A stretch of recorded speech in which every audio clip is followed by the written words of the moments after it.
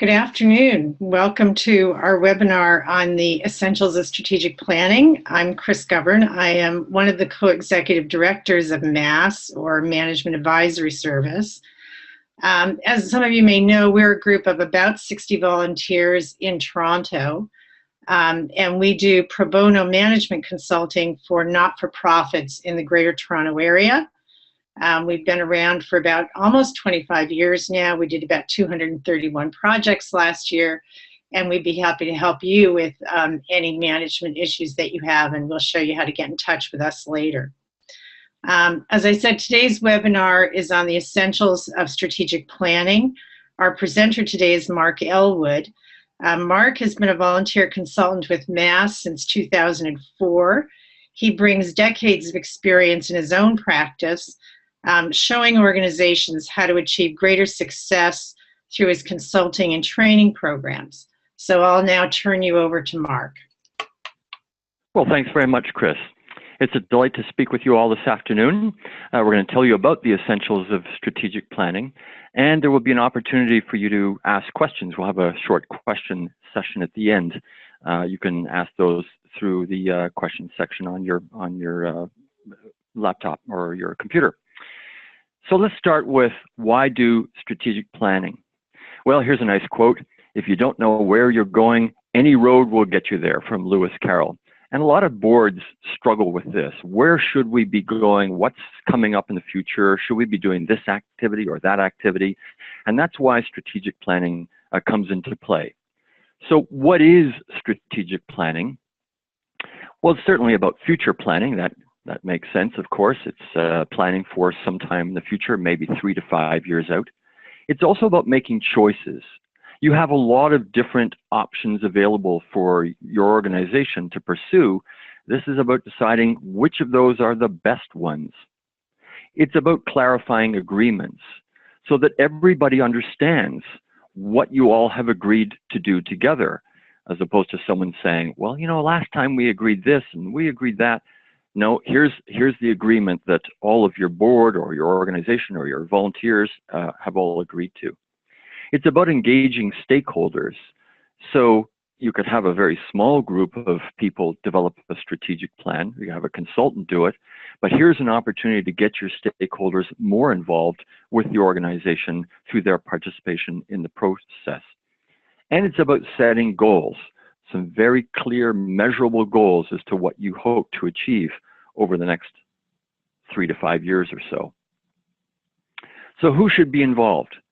Well, at MES, it's our belief that the board of directors is ultimately responsible for the strategic plan. They should approve the strategic plan when it's done.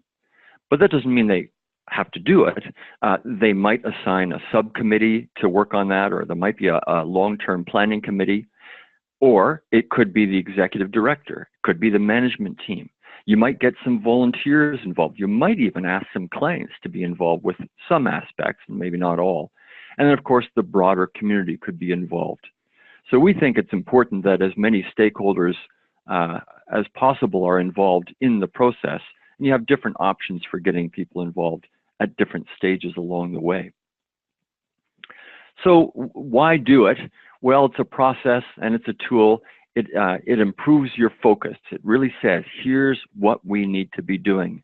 It guides your day-to-day decision-making. You know, it may happen that somebody comes to a management meeting or a board meeting and says, wow, I've got this great idea. We should pursue this thing. I just got this letter from someone and they think this is a really terrific idea, or I saw another organization do it.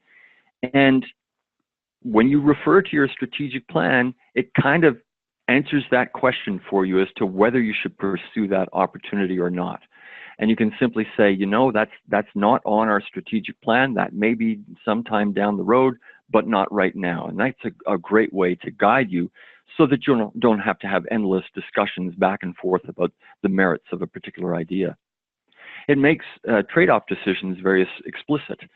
We think we want to do more of this particular activity, but that means we're going to have less focus on that one over there. And so it really forces you to make some key decisions about what those trade-offs might be.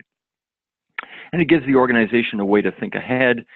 Maybe you don't do this sort of planning very often, but here's a short period of time where you can engage in this process and really think about what's coming up over the next little while. It supports proactive achievement. That's not just things that drop on our lap that we're going to do, but rather we've decided that this is something that we want to pursue and that we are going to assign some people in the organization to follow up with. And it achieves alignment. That is, everybody agrees that this is the direction that we ought to be going in. Well, how do you do it? And here's a whole bunch of circular models. I pulled this off of Google Images. Please don't look at any of the details here, but there's a whole bunch of different approaches that you could take to doing strategic planning. We like to think at MAS that we've got a couple of key approaches that work, but there's certainly lots of them out there. And so here's one strategic planning cycle that seems to make sense, and it's got these 6 different steps. So the first step up on the sort of 1 o'clock range is understanding the environment and what's going on, and we're going to go through these. Number 2 is assessing your own strengths and weaknesses. Number 3, validating your mission and vision. We'll come back to that. Number 4, developing goals, strategies, and particular actions. And then number 5, a little less to talk about today, is how you execute that. And certainly number 6, how you do that ongoing assessment of how you're doing. That's more of an ongoing process for the board. We'll spend less time on that. So we're going to start with the first step, which is in understanding the environment and the trends. And this is kind of an internal process. You're really trying to gather some information. You're trying to assess where you are right now and in terms of the results you've had. So for instance, what programs are you running and what kinds of results have you had? Is this program more successful than that one? Is this one losing money, or this one doesn't have as much appeal as it did in the past?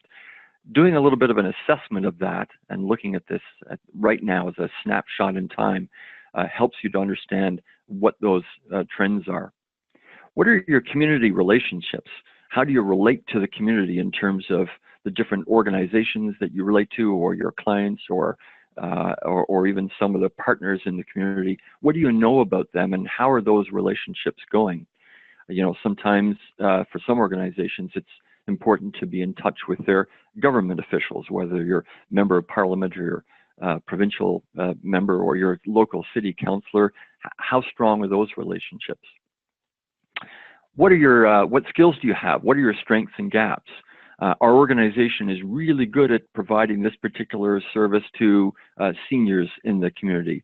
But we have a gap because we've got a lot of seniors coming in who have different languages and cultural backgrounds, and maybe we aren't as familiar with those. So we can understand those strengths and gaps, and to the extent you can, this is an important step. Your partnerships, that's similar to the community relationships, but you may have corporate partnerships, or you may have partnerships with your parent organization. If you're a national organization, maybe you're one chapter or one part of that. How is that partnership working? And your funding and finances. Well, you're doing this ongoing anyway. You hopefully have an ongoing sense of what your funding is and how you're doing in terms of your finances. Are we losing money, or are we tight for funds, and so on? And so to understand that is useful as part of this process as well. And finally, infrastructure.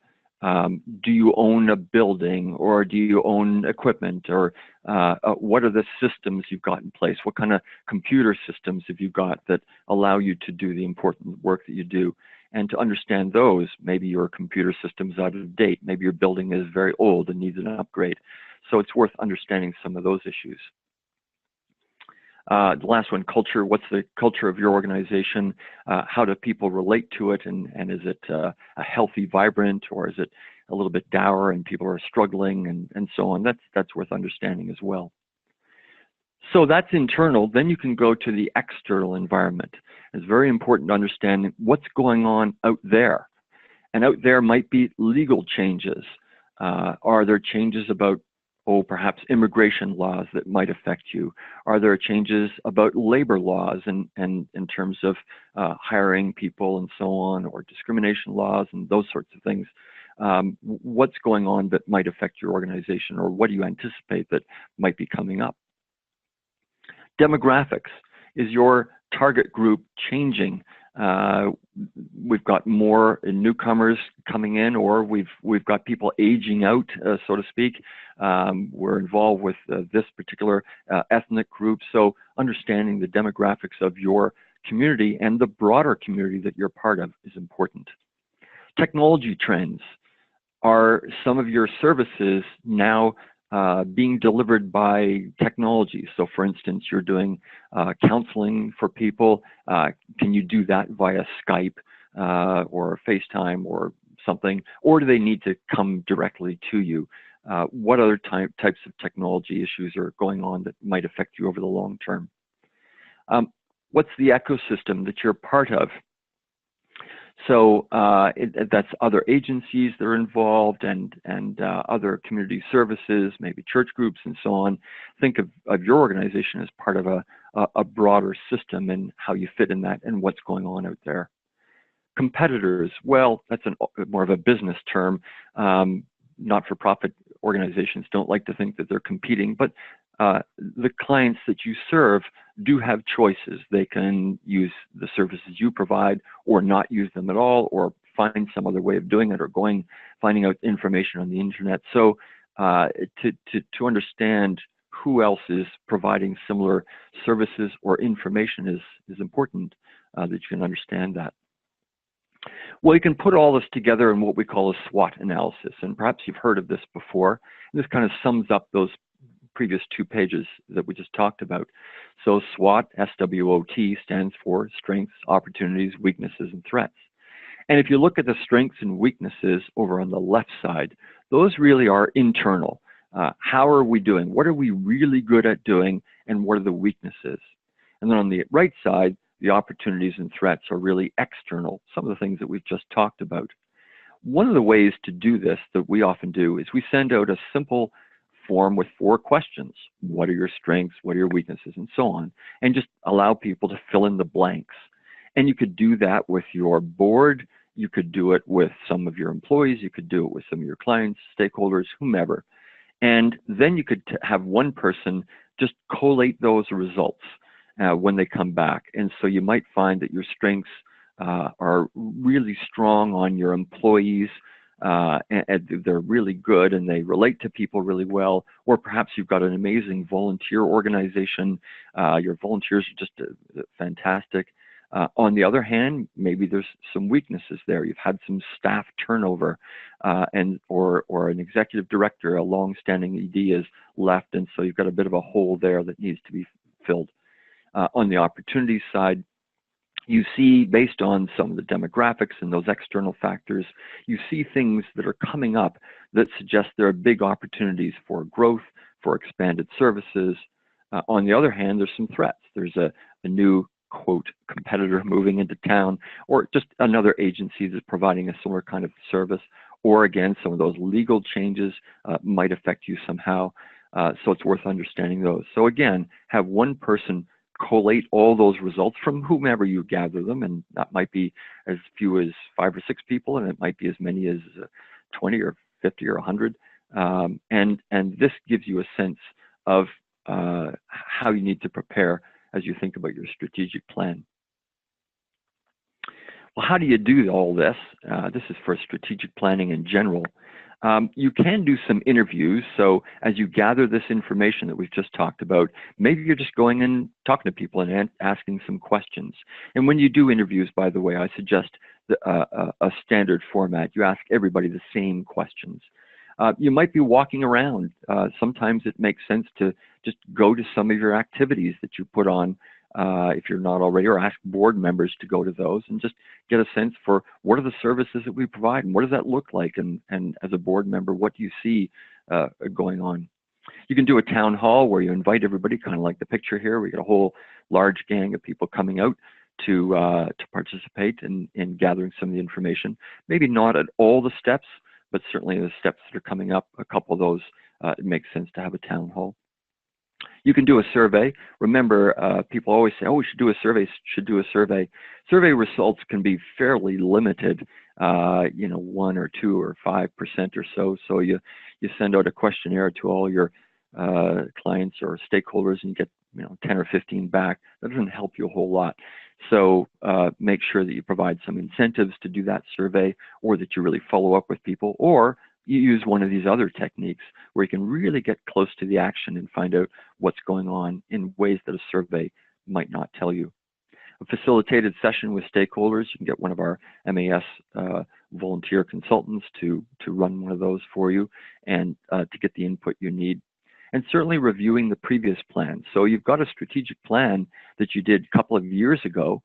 Have a look at that and say, well, where did we think we were going to be by now?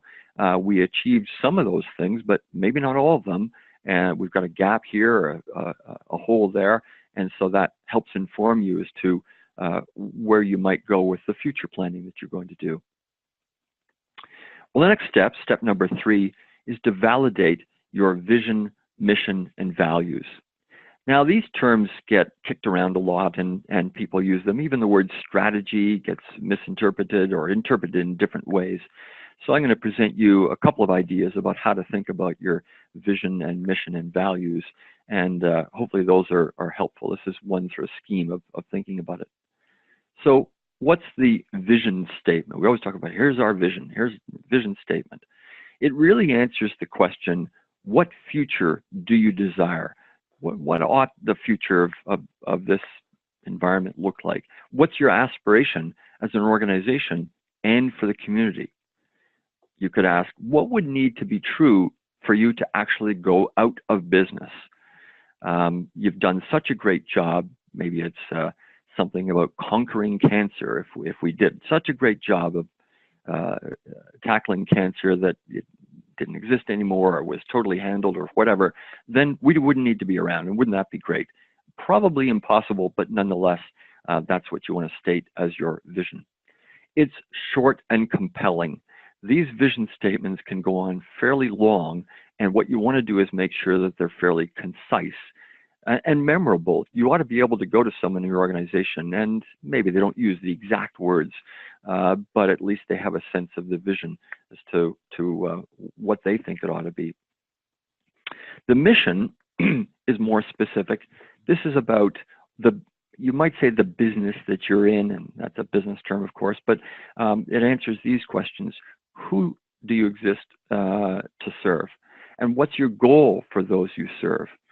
And what specifically does your organization do to achieve that goal? Similar to the vision statement, it's concise, clear, and complete. If this is going on for a paragraph and you ask someone in the organization, what's our mission again? And they kind of stumble a little bit, it's because you haven't been really clear in deciding what is the choice that you want to make.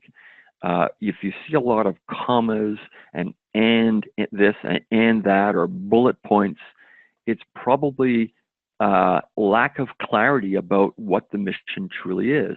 It ought to be fairly simple and concise. So here's some examples. We do some work with Sprint. Their vision statement: we will be an innovative leader and collaborator in senior-centered care. Nice, simple, punchy. And here's the mission: we are committed to providing exceptional care and quality services that enable seniors to live at home and thrive in their communities. That's pretty memorable, pretty short. Here's another one. MCIS provides language solutions. It's interesting because they started as a not-for-profit and still are, interesting, they compete, so to speak, with for-profit companies. So one of their strategic challenges is, how do we maintain our social enterprise mandate? How do we maintain our essence as a not-for-profit organization while competing with others who are in the profit business? And so the vision and mission helps clarify that for them. Their vision is to create a world without language barriers. And so what do? To improve access to critical information and services through high quality language solutions. And that allows them to do lots of activities that help those who are in great need. I mentioned in the mission, it often defines who your target is. you'll notice in this one, it doesn't quite say for people who, language, English is not a first language, or for newcomers or immigrants. It doesn't always identify your target market. This one doesn't, but often they do. Here's the Review Cinema. By the way, I'm on the board of the Review, so we're going to come back to this a little bit. The vision that we solidified a little while back, connecting community through film, arts, and culture.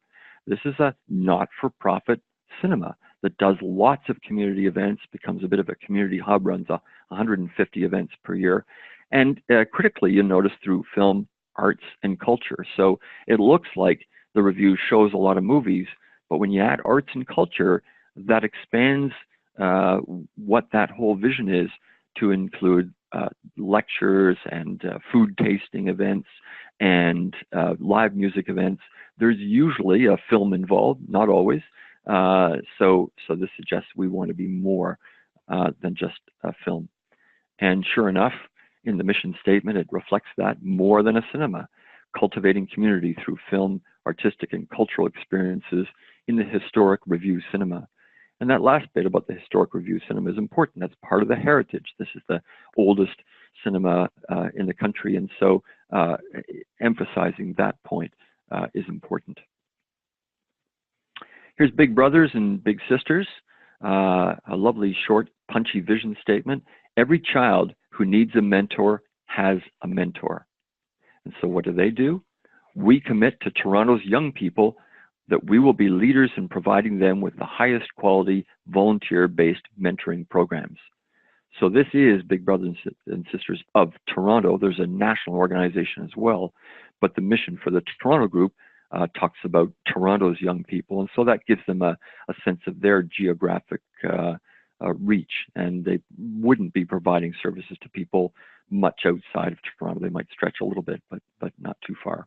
So there's a kind of a geographic definition, and we talked about target groups, Toronto's young people, so it focuses in on those.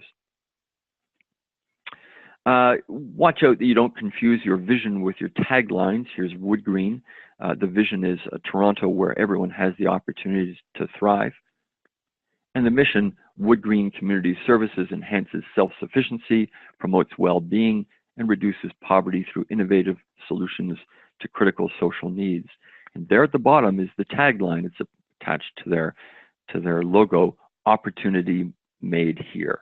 And so your tagline isn't necessarily your vision. It's kind of similar and might echo it a little bit, but it's more of a promotional idea that takes that vision and mission and creates an importantly memorable tagline.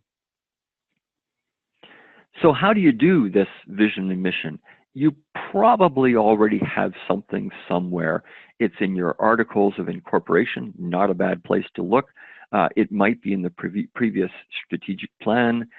It might have been on a document that somebody put through because they were a little frustrated that it wasn't clear about what you were trying to achieve. Well, how do you update it? How do you redo this? There's no magic formula. There's no one way to do it. Probably makes sense to get input from a large group. Well, large might be anywhere from 3 to 10 or something like that. You don't want too many people involved. And it might be board members, or it might be a subcommittee of the board, and you just literally sit down and craft these statements and bounce them back and forth and wordsmith a little bit, write, edit some more, back and forth. And maybe when you come up with one, circulate it around, sleep on it, see what everybody else thinks, and then revise it once again. No magic formula here. It's just a little bit of wordsmithing back and forth.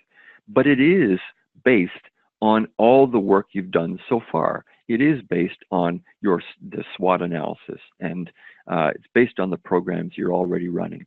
If it's going to vary significantly from where you are today, there needs to be good reason for that, and the reason is because you've got some new opportunities or you're facing some threats, and that might suggest a change in your vision and mission. The other reason to change is just too confusing and too long and clunky. So again, this is to a large degree about wordsmithing, but the wordsmithing is based on all that previous work that you've done. I mentioned values as well, so you can tackle your vision and mission, and you might do the values at the same time. Values are all about what we believe in and what we care about. And I've listed some areas here where there's more to come in terms of the values that you might care about. These first two, employee care or volunteer care and customer service, certainly we've seen in the corporate world where in organizations will say, our employees are our biggest strength. That's an important value of theirs. And we care about our employees. And then you look at some of the work practices and you might say, gosh, is that entirely true? Are they treating their employees in the best possible way? Is this an organization that has the best practices? Maybe not. And so sometimes you'll see those values stated one way, and you might see a difference in terms of the actual application of those. Similarly with customer service, and I'll refer to the corporate sector if I might. Customers come first, or our service excellence is what we stand for. And then, you're put on hold for 20 minutes, or you can't get a refund, or somebody treats you badly, or whatever. So you wonder, is that value consistent, or is the practice consistent with the stated value? And not always the case. So if you are going to state these values, they need to be reviewed regularly by the board, and they're there for a reason, because you think that these things are important, but you need to stay on top of them and measure them. So as part of your strategic planning process, you could list some of these. Here are some others that might be of interest to you, and some of these are kind of from the corporate world, but they might apply to your world as well. Quality, what's the quality of programs that we want to, that are important to us? Innovation, we need to be developing new services that meet the needs of our clients. And so we constantly need to be upgrading, whether it's using technology or new products and so on.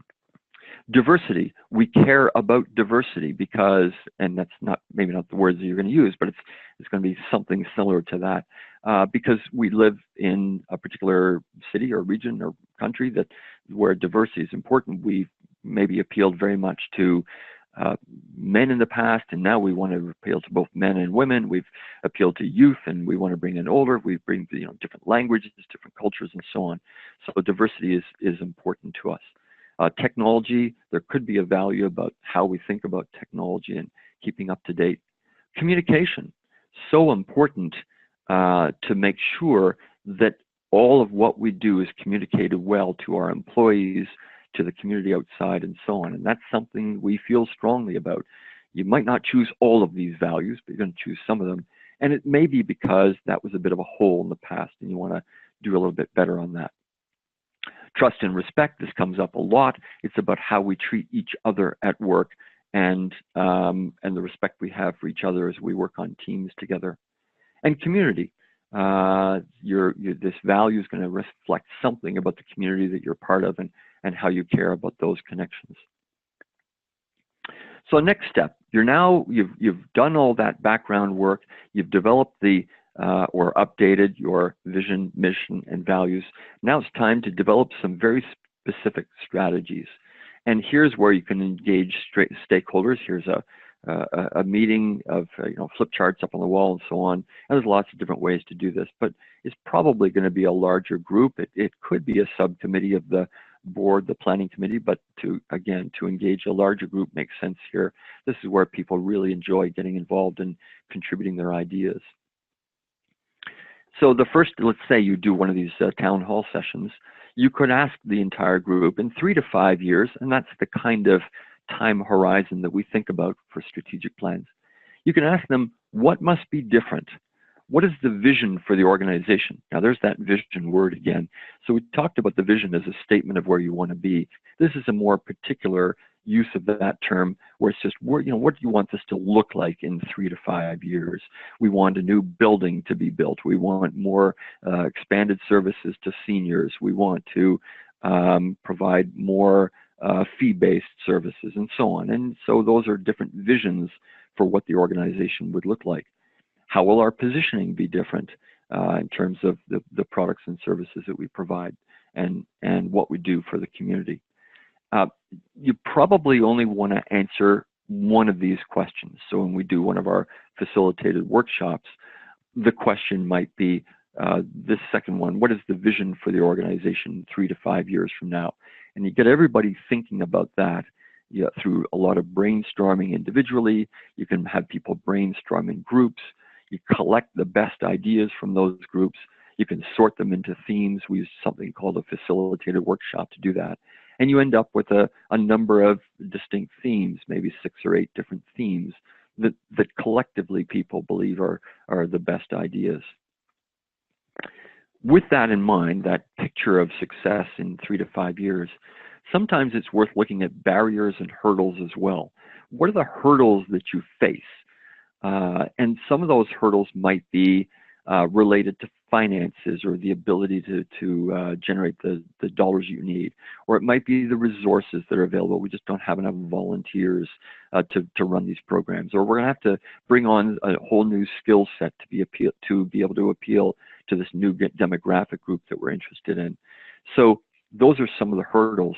And a little tip here, as you think about hurdles that are in the way of achieving that strategic vision or those 6 or 8 visions, often we hear people say, well, it's a lack of resources or a lack of finances or lack of fundraising.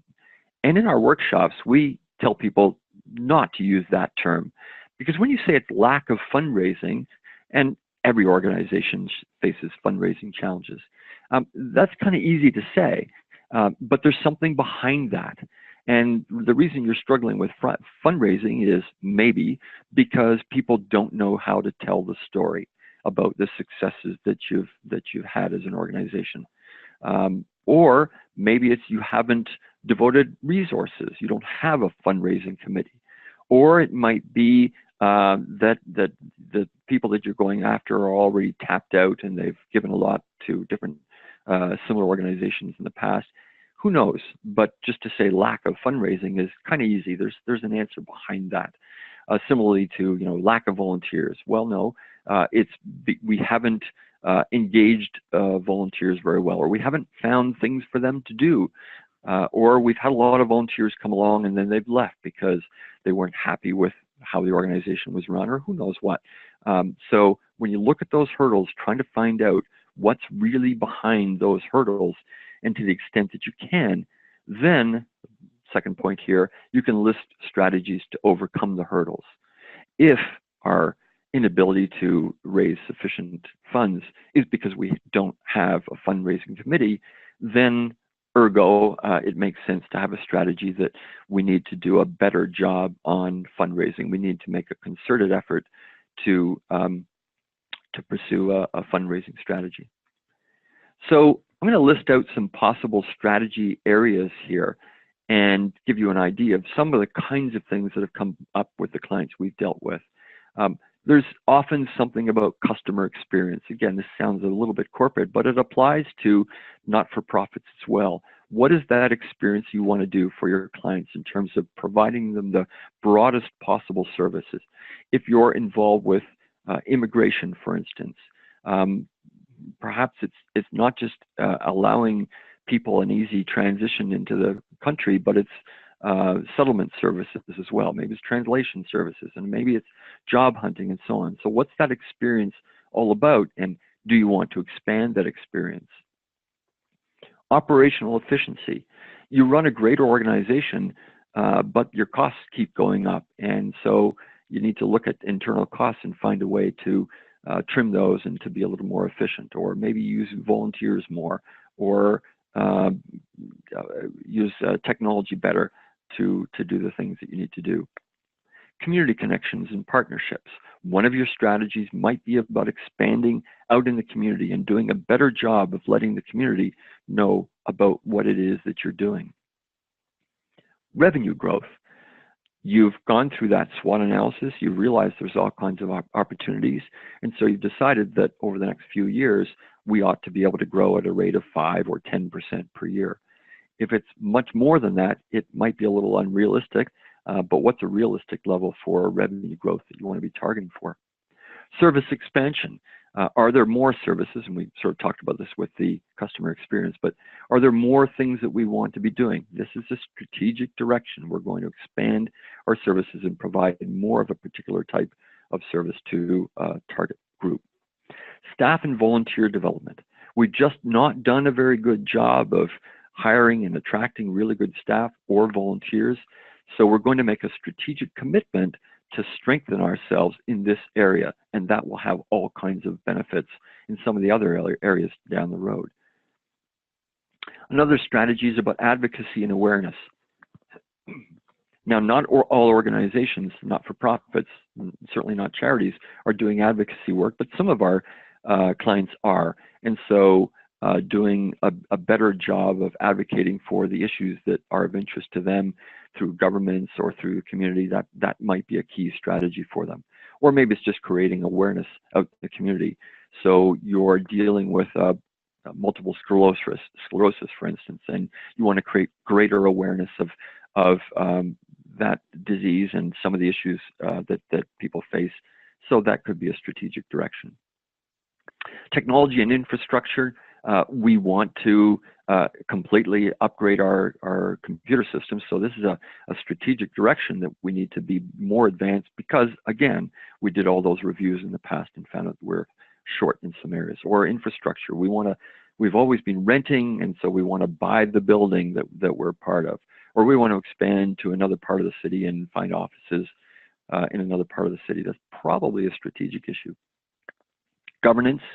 We need to do a better job of governance. Our board is old, or we're getting a lot of turnover, or we don't have much board training or awareness of board issues, or we keep running into crises all the time. So the idea of making a strategic intent to improve governance might be of interest. Positioning. This is about marketing. Really, how does the community think about us, and are we well known, and can we expand and change minds about how people feel about us? Financial stability and fundraising. Well, everyone faces this. We're losing money, or we do have a positive cash flow or whatever. So we need to do a better job on fundraising and creating some financial stability. Those are some of the areas. Just to focus a little bit on finance and funding, because that might be one of these strategic directions for you, and it often comes up. So you might be looking at strategic directions that deal with your total revenue, or how much is discretionary funding. I'll come back to that in a moment. Do you have a reserve fund, and how big should that reserve fund be, and how long is that going to last? If you were to go out of business or lose a key person tomorrow, would you have enough in the reserve fund to keep you going? Do you have a diversity of funding sources? Is it all coming from one place? There's a little bit of a risk there. So again, one of your strategies might be about expanding those funding sources. Last point, fees for service. Should we be charging for some of the services that we provide? Do our clientele have the ability to pay for this, or some of them could pay? So that's, again, a strategic question you're going to have answered. Continuing a little bit on fundraising, here's a little bit of a funding continuum, where at the left side, you've got, you're a provider of funded services. You've got someone who's providing funds to you. Maybe it's the city or the province. There may not be much discretion there. You have to provide services that look a certain way and that have to meet certain metrics. So there's stability there, but not a whole lot of innovation and not too much flexibility in what you're offering. And you don't have to do too much fundraising. You're just filling out the application every year and continuing to get funds.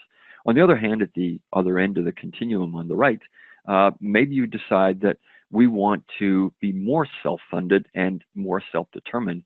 We're going to have greater autonomy there. That does mean that we're going to do more fundraising, but it means that we have more discretion about the kinds of activities that we're going to pursue. When you have all these different strategies, I listed a whole bunch of them, you have to decide on some particular areas of focus. You're probably going to end up with 3 to 5 major themes. One's going to be about revenues, one's going to be about services, one's going to be about governance, and so on. But if you have too many more than that, it suggests a lack of focus. So watch out that you're not doing too many different things. And then you can develop a strategy statement for each of those focus areas. So here's an example of one of those. We will maintain current services while expanding our wellness programming in line with available funding. So there's a strategic direction. Here's a few that I picked up from the Review Cinema I'm involved with here, and we presented these at our annual meeting.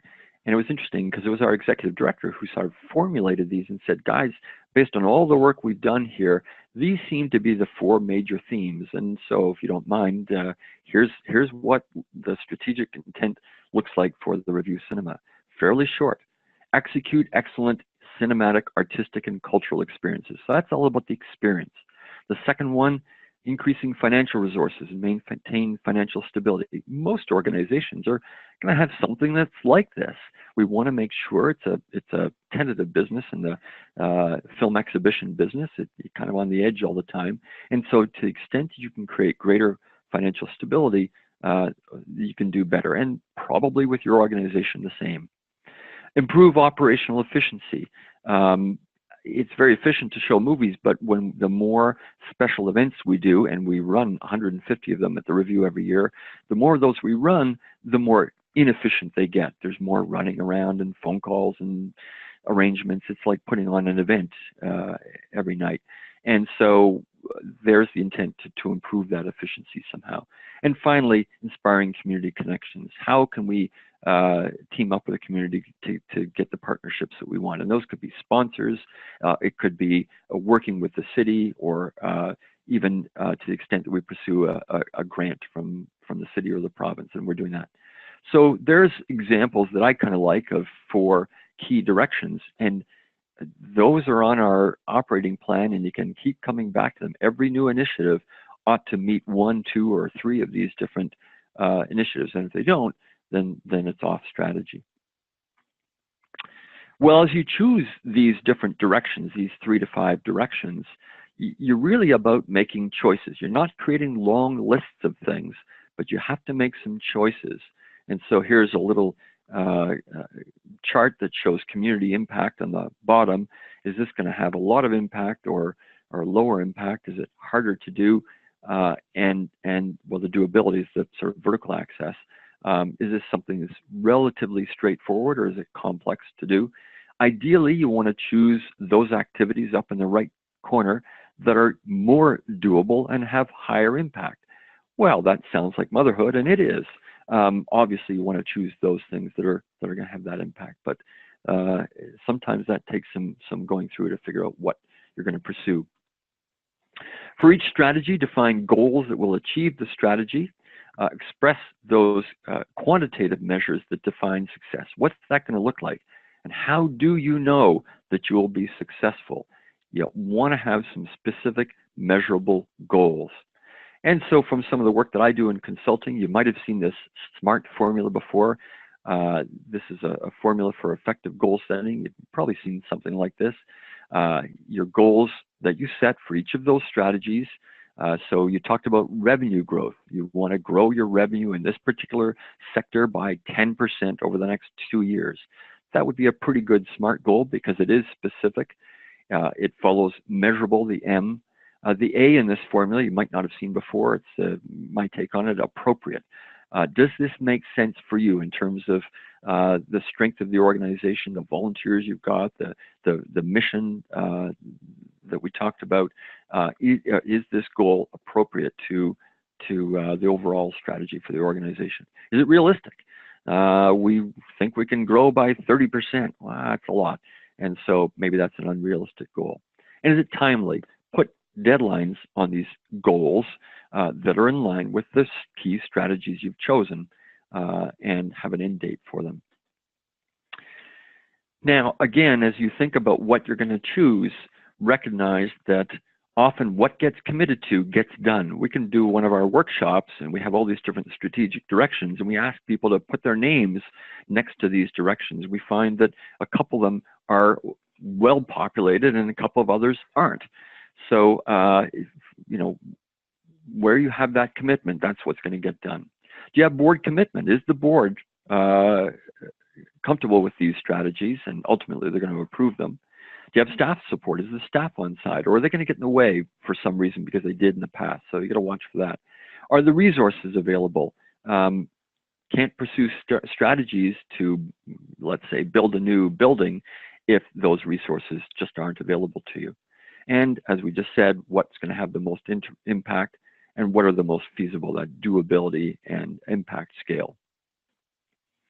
You could come up with a plan document, and here we have our 3-year goals listed out and our 3-year indicators, and those are the indicators, those are the goals that tell you, yes, indeed, we achieved this. So the bottom one there, 100 clients in the program, that's a measurable goal. You can put a little bit more detail to that. But ultimately, in your strategic plan, you want to have where you're heading for and what shows you that you've had some success in terms of the goals that you set. Well, I'm just going to spend a brief amount of time on the operational plan. If your strategic plan is 3 to 5 years, you need an annual operating plan that says, here's what we're going to do for this particular year. And it shows what you're actually going to do. It's surprising, some of the organizations we've worked with, they don't have an operational plan, or they think they kind of have a budget. But what this is probably 2 parts. One is, here's some words that talk about the important things we're going to do over the next year. And here is the budget laid out over the next 12 months, our best idea as to what our revenues and expenses are going to be.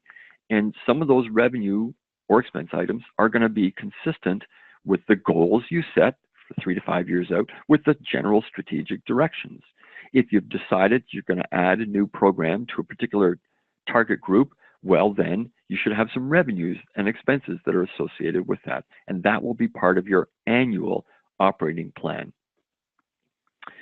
And really, the operating plan says, what must you do over the next year to achieve your strategic goals? Who's going to do this stuff? What resources do you need? And what will be the indicators of success? And when you have that operating plan, then the board can look at that each month in ED as well to say, are we on track? Are we not on track? Whatever. So kind of similar to the way you did this for the overall 3 to 5 year plan, you can do it for your operational plan as well. Here's, we've got this new service that we're going to offer, develop an after hours usage plan. The ED is going to do it. The timeline is this. Here's the indicator that it's been done and so forth. So for each of these activities, again, consistent with a long-term strategic plan, here's what we're going to do over the next year. And here's a document you can create with a whole bunch of these that shows you're on track or not. So I'm going to sum up before we take some questions with some key lessons from strategic planning. Do the upfront work. We talked about these different phases to go through. You don't just sit down and start writing a strategic plan, but rather gather the information, do those interviews or surveys or the SWOT analysis or the external and internal analyses. Do those up front, and that will give you the evidence you need to do an effective strategic plan. Next, ensure a clear mission, vision, and values. We talked about that. The vision actually comes first, then the mission. So have that clear, and everybody got to agree with it. Because if they don't agree, then you're going to have people off in different directions. The board needs to own it. We had one example where an executive director and her team had gone off and done this really terrific job of strategic plan, but it came to the board and they said, oh, well, we're not quite sure how does this work and so on. And ultimately they did approve it, but it was sort of awkward because they didn't know that it was underway. Really, this starts with the board, and on your annual board calendar, which we recommend, you're going to have a strategic review, which is sort of updating your strategic plan. And every 2 or 3 years or so, you're actually going to have the board creating the new strategic plan. It starts with the board. You need to address these critical strategic issues, the issues that came up from the external and the internal analyses that you did and the opportunities and so on. So those need to be addressed. Don't try and hide stuff. If you're concerned about a major issue about staff, about volunteers, about services, whatever, it needs to be addressed somewhere in the strategic plan. Be strategic and not operational. Your strategic plan doesn't say, well, we're going to run a fundraising dinner, once a year, and we're going to have, we're going to increase our prices from $10 to $12, or we're going to, run an after-school program. You need to be more strategic. What's the big picture? If it's fundraising, we need a wider variety of community-involved fundraising events and so on, or we need to be less event-oriented and more towards strategic benefactors. So watch out for that you don't get into the weeds too much. Include this operations plan, and maybe it's going to be done separately from the actual strategic plan, but somehow this needs to translate into the activity you're going to do over the next 12 months. And you can lay out that annual operating plan. It needs to be consistent with the overall strategic plan. And finally, get a facilitator. So at MAS, we provide facilitators to do this, and whether it's us or someone else, sometimes having somebody who's a bit of a third party who can stand outside the process and help guide you through the process so that you can spend your time on the content is a really valuable tool. So MAS has them, and there's other people that provide them as well. So what we're going to do now is answer some questions. Chris Govern is gathering up some questions, and she's going to read those off from you and from others that we've got. So we'll spend the last few minutes on our questions. And as she gathers those up, you can contact MAS Management Advisory Service. As Chris mentioned, we do provide pro bono consulting to organizations in the Toronto area. Here's our website. You can see all about what we do. You can send us an email or call. Debbie's on the phone and loves to take your calls. And typically how a project works is you fill out a request for services. It gets sent out to all of our consultants, and someone will pick that project up and contact you, and a project comes out of that. So there's a distinct process for how to do that. So let's go back to the questions. I'm going to get Chris to read off some of those, and we'll tackle those in the remaining few minutes that we've got. Chris. Okay, thanks, Mark. I've got a question here about once the plan is formulated, so once you have the strategic plan, what's the best way to take it out to the staff to get their buy-in? And how do you sort of maintain memory over the years so that people keep that big picture in mind? First, of course, you're going to have the board approve the strategic plan. So let's say it's got to that point, and maybe it's a 20-page document or something like that. Certainly, it makes a lot of sense to communicate to the entire organization. So it might be a staff meeting that you get everybody together, and it could be a board member. If not, it's maybe the ED who says, this is the plan that's been approved, and I'd like to take you through the highlights. They don't have to go through all of the background and all the detail and so on, but rather here's the 3 or 4 or 5 strategic directions that we're pursuing, and so this is what's going to make a difference for you, staff, over the next year, and I'm really excited about this, and we're going to pursue these directions. So communication is important. Maybe a staff meeting. Certainly that document ought to be accessible to all and to your public as well. It's a great tool if you want to, for a funder, you can send them your strategic plan. So there ought not to be anything in there that's highly confidential or that you wouldn't want the public knowing about. So sometimes you can send them the entire plan. Sometimes it's just the PowerPoint at your annual meeting of the 4 key directions or 5 key directions. That may be it. But certainly assign someone on the board or the ED to come up with a communications plan and execute that to the staff and to all other stakeholders. Okay, great, thanks. Another question, how long does the process typically take from start to finish? And would you change any of what you've said for newer organizations versus organizations that are already well established? And before you answer that, I would just like to point out to people that the link to a survey is in your chat box, that we'd really like you to click on that and reply to the survey. Over to you, Mark. You're going to do some of that background work, and maybe to gather up the information we talked about and doing the surveys and SWOT analysis and so on might take, oh, maybe 1 month. And then you're going to organize the sort of town hall meeting and the facilitated workshop, and that would be maybe in the 2nd month.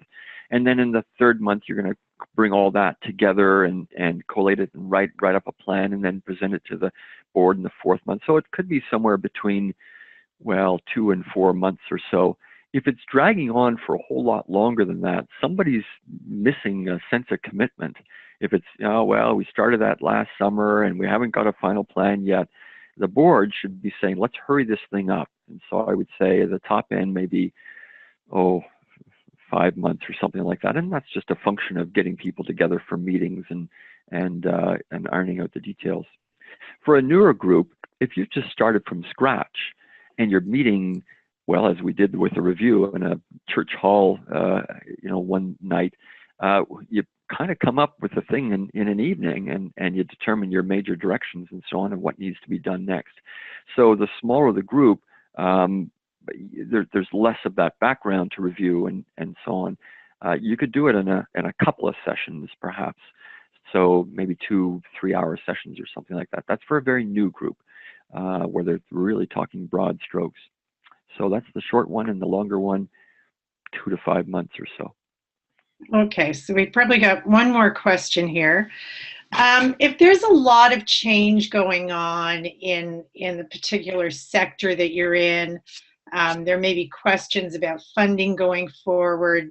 Organizations might be finding new ways to work together. You might see mergers happening. How do you deal with that in your strategic plan? You've identified some of those changes in the background work that you did. So you're recognizing the competitors, if I can call them that, are changing their offerings and starting to enter your community more, or the laws are changing or whatever. So you've got all those background issues going on, and you might summarize those and just saying, what have we learned about all this, and what are those opportunities and threats externally?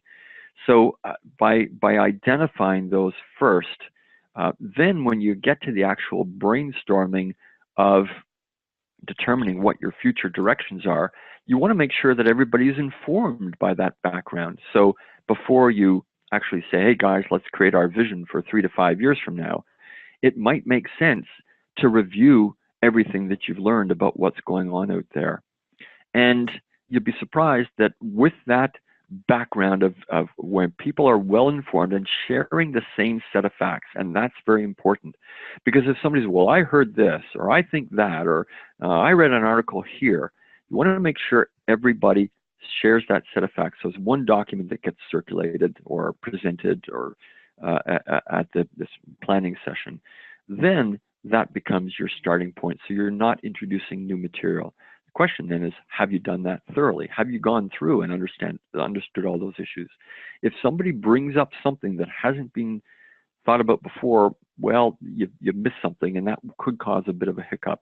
And there are ways to be adaptable and incorporate that into the planning session. It's just a new piece of information. And so separate what do we know already and what do we want to do in the future. Those are sort of two different steps. Keep them separate, and that's probably the best way to deal with that. Okay. We're coming up on the end. There may be some other questions. You feel free to contact MAS anytime with your questions and with your interest in using our services. I hope this has been a good overview for you in terms of understanding the strategic planning beginning to end. There's other ways of approaching it as well, but this is a kind of a logical approach that takes you from, gosh, where do we need to be going, to, okay, great, we've now got a 3 to 5 year plan, and we've got our annual operating plan and some very distinct follow-up activities. So it doesn't have to be too complicated. I guess if I were to sum up, it would be just take one step at a time, break it into small chunks, and you'll find eventually, gosh, we've got ourselves a new strategic plan. And that will help your organization to thrive over the future. It'll give you direction and will make sure that everybody's on board. And you can do that well, then your organization can be a success. I wish the best for all of you. Thanks for listening today, and good luck with your organizations as you move towards the future.